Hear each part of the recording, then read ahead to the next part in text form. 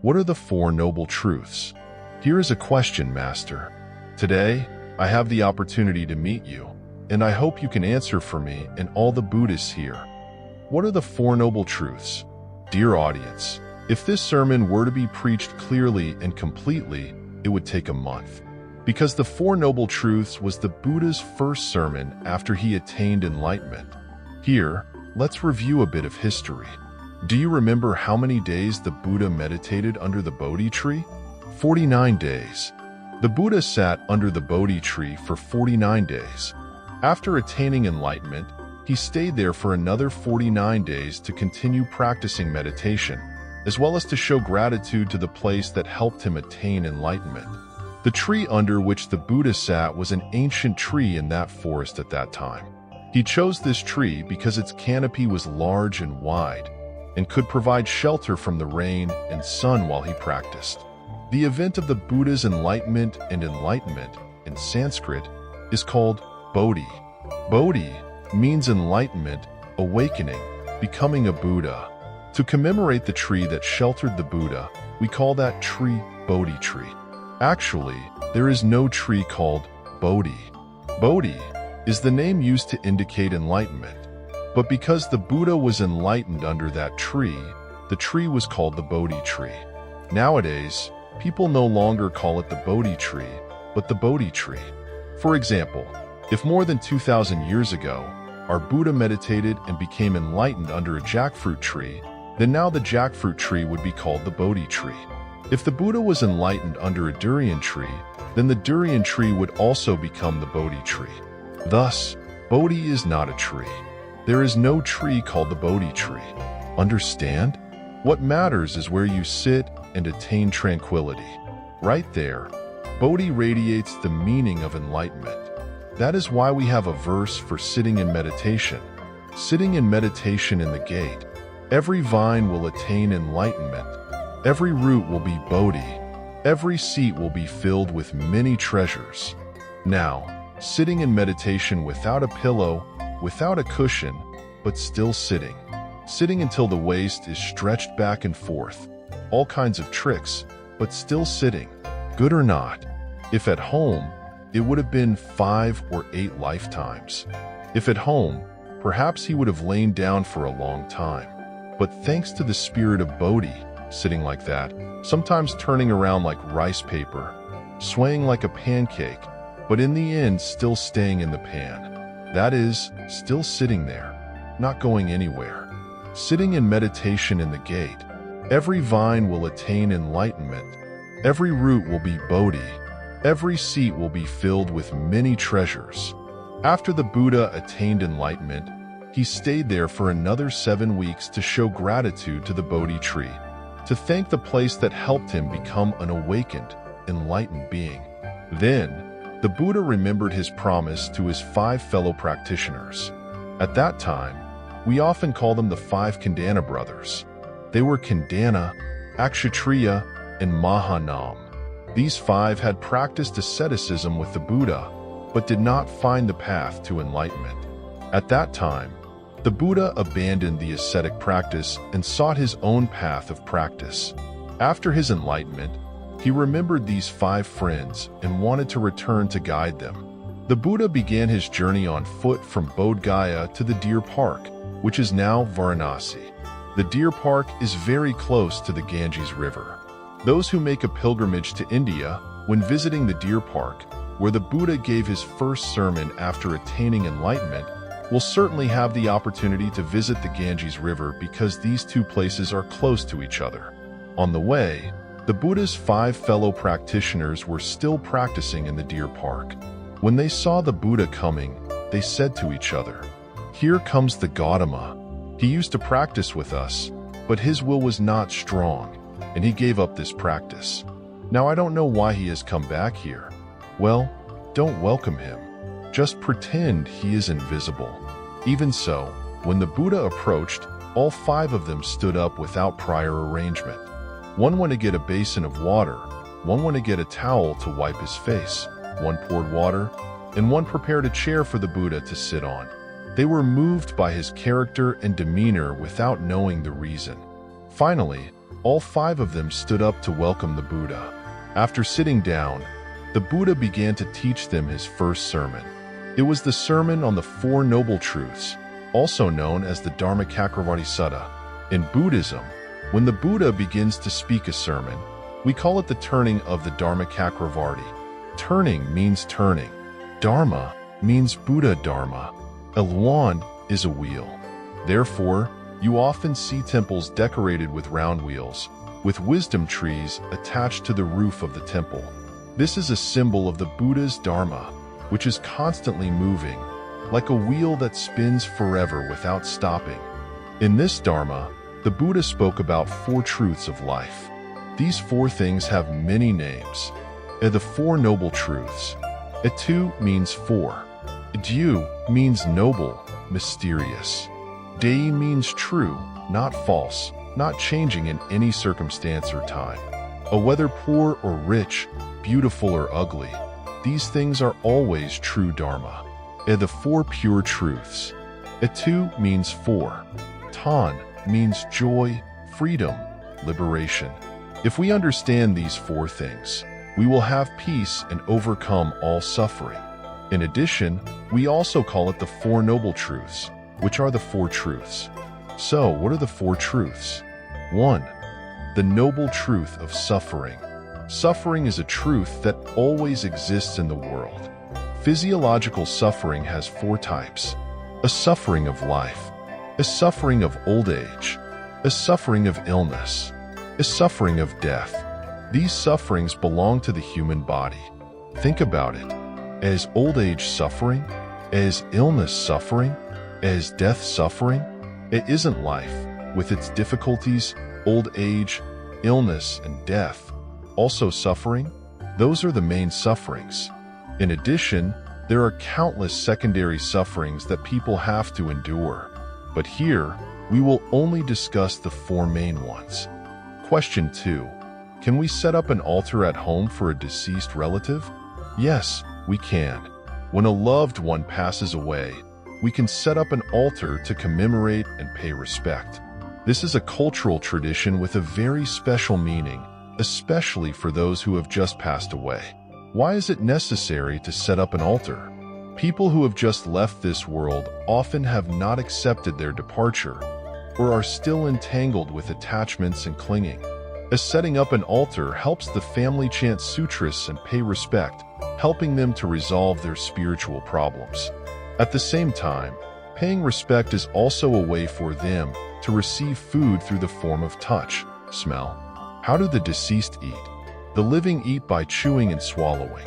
The deceased only smells, which is called touch. For example, you cook all day, but when invited to eat, you say, "No, I'm full. Smelling is enough." That is touch. The deceased receive our food in this way. Question: is it necessary to continuously burn incense on the altar of the deceased? No, it is not necessary. In Vietnam, we have the concept that the deceased often go home to visit, so it is necessary to burn incense continuously. In fact, this comes from the spirit of promoting filial piety and remembrance for the deceased. In the past, people built a sky next to the grave to take care of the grave for 3 years, called 3 years of filial piety. But during that time, the family reduced their activities in life to express filial piety. Burning incense continuously, not letting it burn out, is also a form of expressing remembrance, but it is not a mandatory rule. Thus, setting up an altar and burning incense does not need to follow any rigid rules. The most important thing is still our sincerity and remembrance for the deceased. Today, in this country, even now, the circumstances are not the same as before. Everyone is busy working, or the house is very closed, not airy like in Vietnam. Burning incense a lot will create smoke, which can cause allergies in the family. Therefore, in many situations, we absolutely do not need to burn incense continuously 24/7. If we want, we only need to burn incense once a day. For example, after coming home from work or waking up in the morning, lighting one stick, then going to work. In the past, We even cooked rice offerings for our relatives every day for 49 days.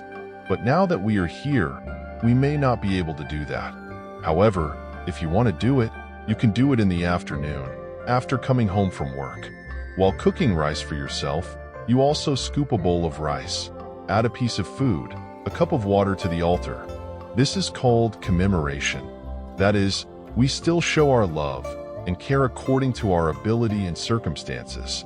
There are absolutely no rigid rules in this matter. We make offerings to remember. If we do something that is suitable for our circumstances and health, we will feel more comfortable. On the contrary, if we do it without feeling comfortable, just because we are forced to, then the offering will become a burden. In the end, our mood will not be happy, and we will even feel cumbersome and troublesome. At that time, the offering will not have any meaning. You must offer or do anything as long as it is within your ability and make yourself feel comfortable. When you are comfortable, the deceased will receive it comfortably. It is like in daily life. We cook rice for our mother. If every meal we cook and frown, our mother will say, "Okay, I'm full.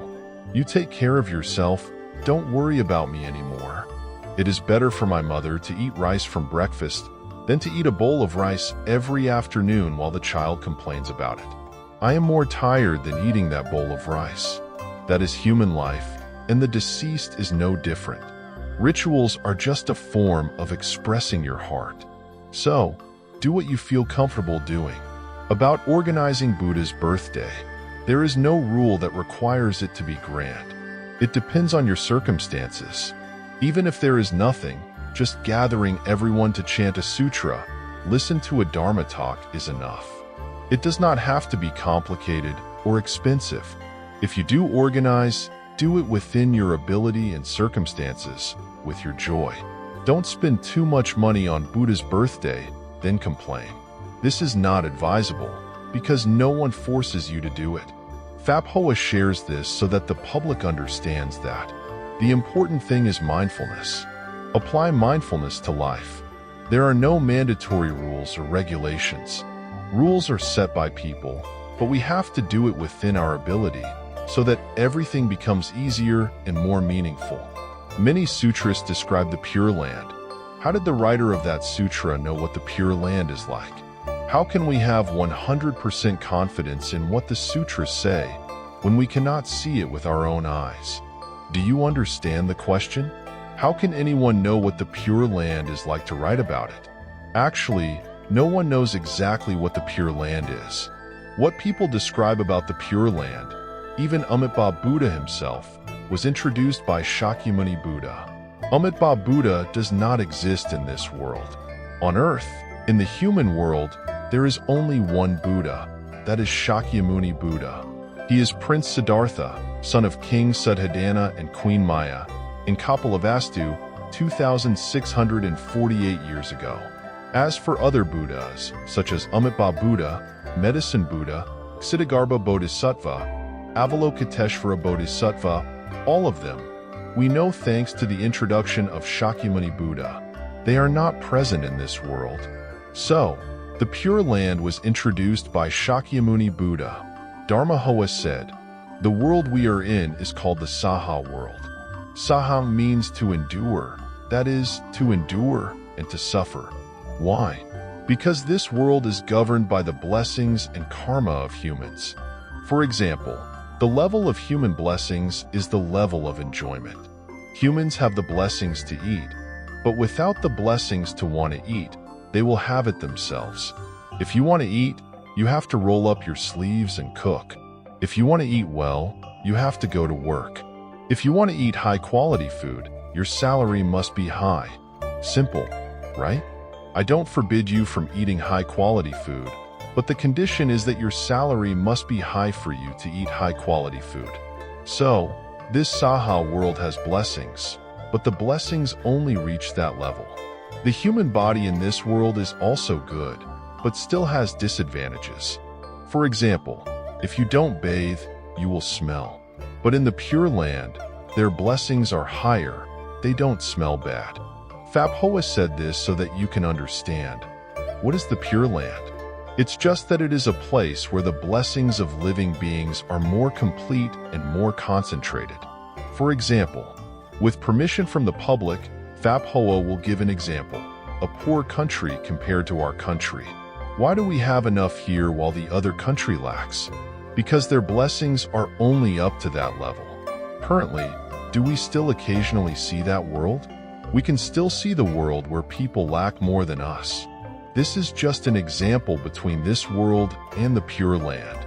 Thus, the Pure Land is a world born due to blessings, causes and conditions, and blessings, not ordinary. Shakyamuni Buddha is the one who introduced this world. Whoever wants to go to that world must meet certain conditions.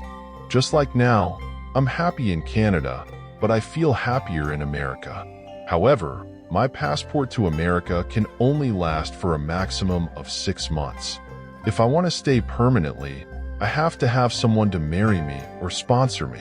The condition for staying long-term is that someone must accept to marry me, and that person must have enough income to sponsor me. They can't just sponsor me with American citizenship. One condition is American citizenship, but it still depends on their income. It's the same as me wanting to sponsor my relatives from Vietnam. They allow it, but there must be some conditions. If I meet the conditions, my relatives can come. If they don't meet the conditions, they can't come. The same goes for paradise. If you meet the conditions, you can go back. If you don't meet the conditions, you can't go there. In this world, there are things that don't need to be seen to be called real. There are things that I can't see, but they still exist. For example, in this void, there are invisible waves. Do you see them? No. But if you take a radio, plug it in, turn it on, and tune into FM or AM, it will pick up the signal. So, in this void, what you think doesn't exist actually exists. But this existence, because you can't see it, is called miraculous existence. Miraculous existence is existing in a miraculous, mysterious way. It can't be seen but still exists. However, this existing is not truly permanent. For example, when you turn on your phone, you press the signal search button. Right in this space, all kinds of signals appear. But when you go further, this signal will disappear. If it really exists, why is it here but not there? So, it exists but not there, not yet exists. Buddhists call this true emptiness but miraculous existence. A miraculous existence is existing, but it exists in a miraculous way, not completely real. Does my body exist? This body exists, but it is not forever. This body exists, but it is only temporary, not truly existing. This is not real, but it is not nothing. The word nothing in the Heart Sutra says, a form is emptiness. This existence is not real. Emptiness is form. This non-existence still exists. The word nothing here does not mean nothing, but that it is not truly existing. For example, does this flower exist? Yes, but it does not really exist forever. Tomorrow it will wither and fall. Does the human being exist? Yes, but next year it will be different. In 10 years it will be old. It can still walk now, but in 10 years it may not be able to walk. If this body really exists, it will not change. But because it is a temporary condition, it is always changing. This world is not only young, new, or black-haired. There are young people with gray hair. There are old people with good hair. There is no definition that young people do not have gray hair. Young people do not get sick. In reality, birth, aging, illness, and death are not in order, but mixed together. Children also get sick. Children also die. It is not only the old who get sick, the old who die. Children can still die. What we do not see does not mean it does not exist. We do not see, but it still exists. Buddhist teachings do not only introduce the realm of ghosts or the realm of Buddha. The purpose of the Buddha's birth is to show the truth to people right in this life. How to help people have peace and awareness in this present life. As for other realms, the Buddha spoke, but it is okay not to believe. Not believing does not affect the true value of Buddhism's teachings. The Buddha was not born to introduce or advertise this realm or that realm. He is just a person who sees and knows, then tells us. It is good to believe, it is okay not to believe. The important thing is that people need to return to reality, live consciously, be mindful in speech, action, and thought. As for other realms, it depends on fate. The news is also good for us. For example, when I was young, I lived in Vietnam and heard that there was a very rich and happy country, America. At that time, how could I imagine that one day I would go to America? When I saw an airplane flying by, the whole neighborhood came out to see it and asked, "Oh my God, how strange. Can people sit on it? Can people eat and live on it?" When I was young, I could only imagine, but that did not mean that airplanes did not exist. So, not seeing does not mean that it does not exist. One more thing Phap Hoa wants to remind us is, what we cannot see does not mean that it does not exist. For example, now we are just one wall away and we cannot see it. That is the limit of our eyes. Human eyes are very narrow. They can only see so much, no more. Beyond a wall, not to mention other distant realms. What is bliss? Bliss is a state of extreme joy and happiness when your mind is free from worries. A mind free from worries is a blissful mind. Therefore, people often use the following saying, "And no worries, no sadness, that is bliss." A unstained and uncontaminated, the Western paradise. Unstained and unpolluted, that is the Western paradise. When your life is not polluted, not controlled by worries, then at that moment it is bliss, the Western paradise. Therefore, there is a saying, the Western paradise is not far away. The Western paradise is right in front of you. The Western paradise is not far, just right in front of you. The important thing is whether you recognize it or not. Recognizing bliss in the present. For example, in the past, I didn't know why I was often sad. Thinking about the day I would grow old, I would be sad and worried a lot. But worrying like that unintentionally made me age faster. Why? Because we are not old yet, but we are worried about getting old. That worry will make us age sooner. Therefore, many times, illness is not painful, but fear of illness is more painful. Whoever is awake and realizes that, that person will have peace, nirvana right in life. 3. Dear Master, for example, if we do not protest and remain silent in the face of everything that happens in life, people will think that we are weak, gentle, and easily bullied by others. So how should we behave when facing difficulties? How should we face such things? Should we stand up, Master? If we stand up, what if we get cursed?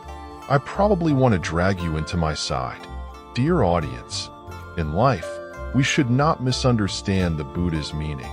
The Buddha taught that if something needs to be said, we should express our misunderstandings and unhappiness to each other.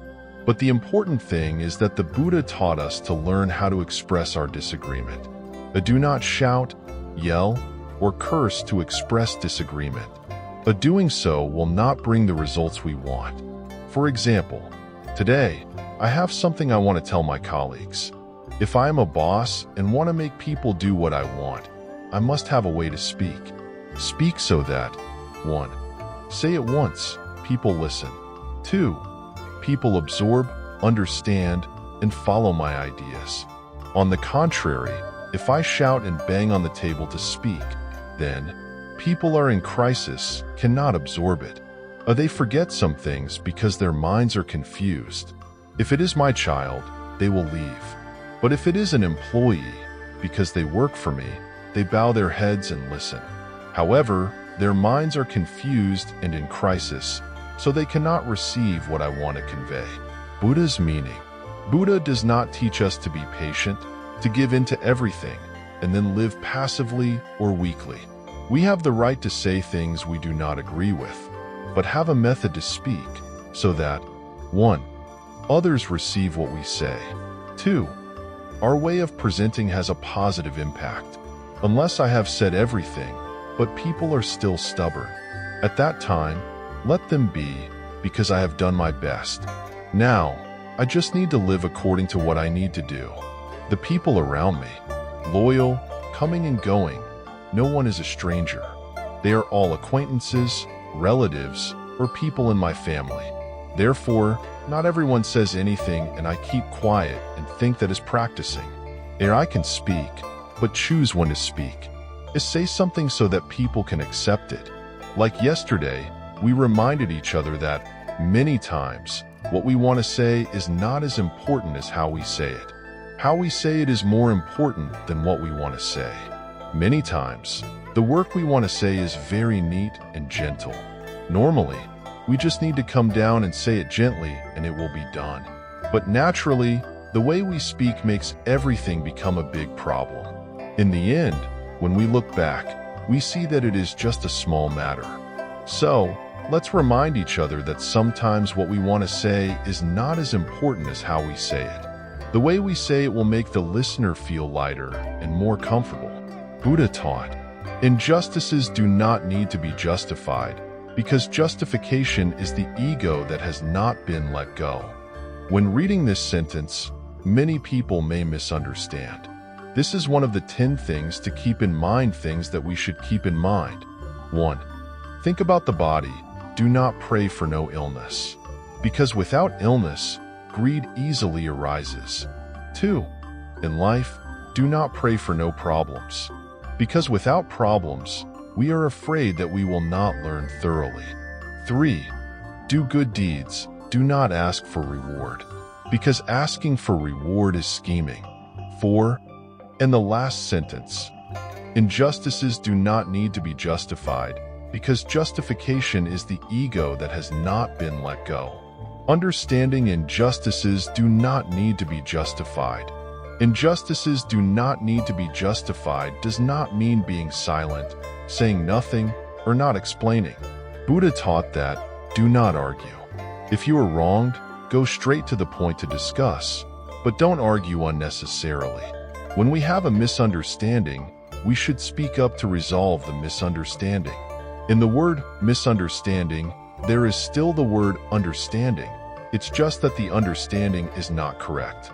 Our duty is to make this understanding correct. Contemplation. In the word light, there is still a heavy accent. See? In the word light, there is still a heavy accent. So, light does not mean there is no trace.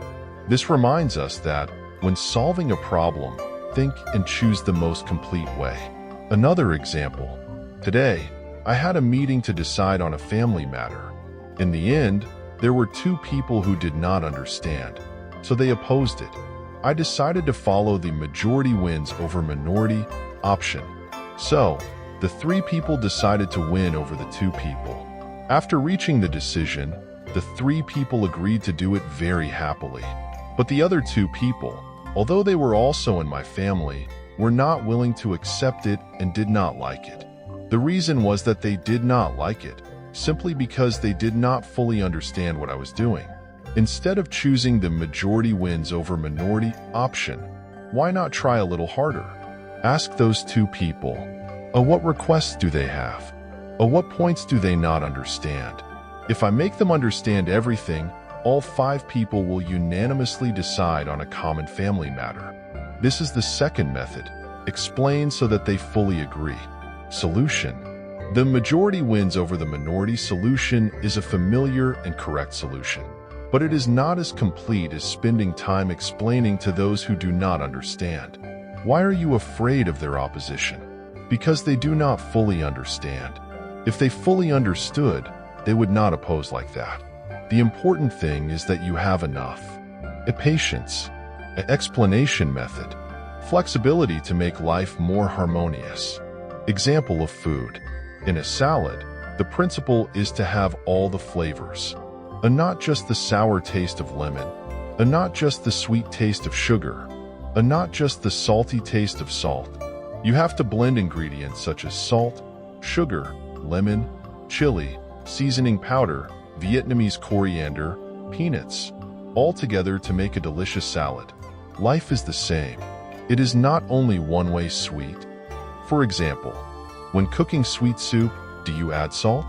Who says no? Sweet soup also needs a little salt to balance the sweetness. When beating the mung bean paste, you have to add a little salt. If you cook sweet soup in the southern or western style, you also need a little bit of oil. Application in life. Life is the same.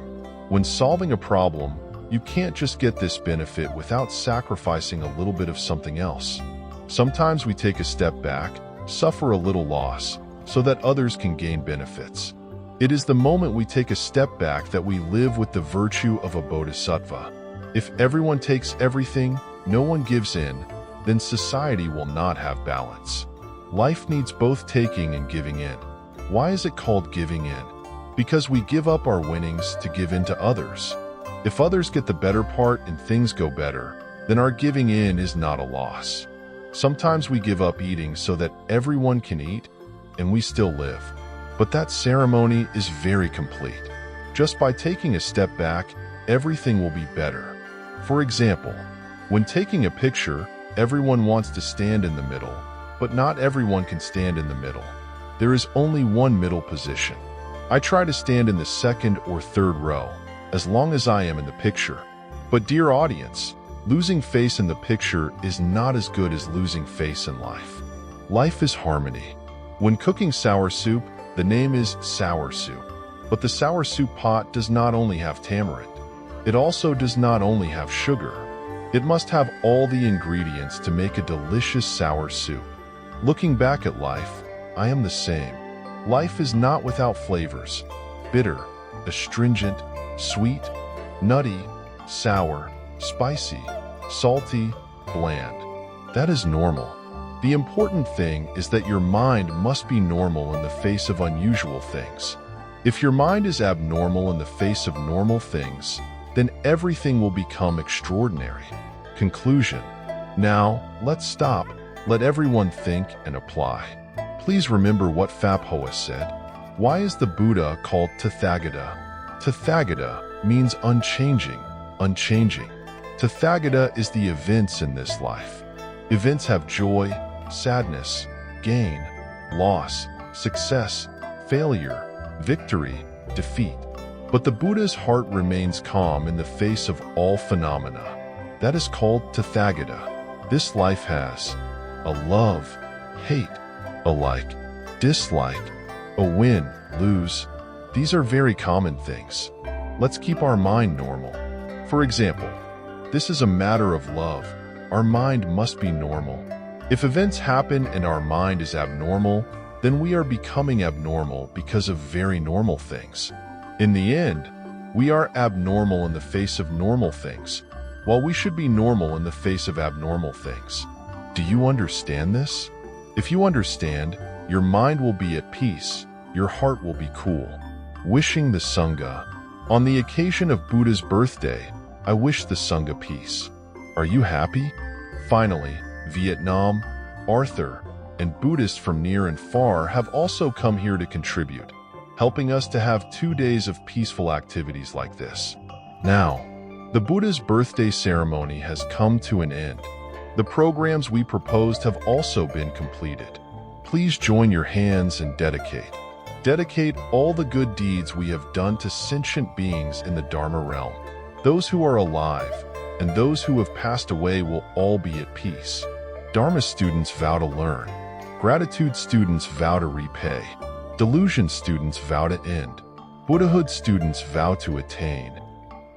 Thank you for watching the entire video. If you think it's good, please like this video, or if you feel it's not good, leave a comment below this video to let us know. Don't forget to follow the channel to watch more videos.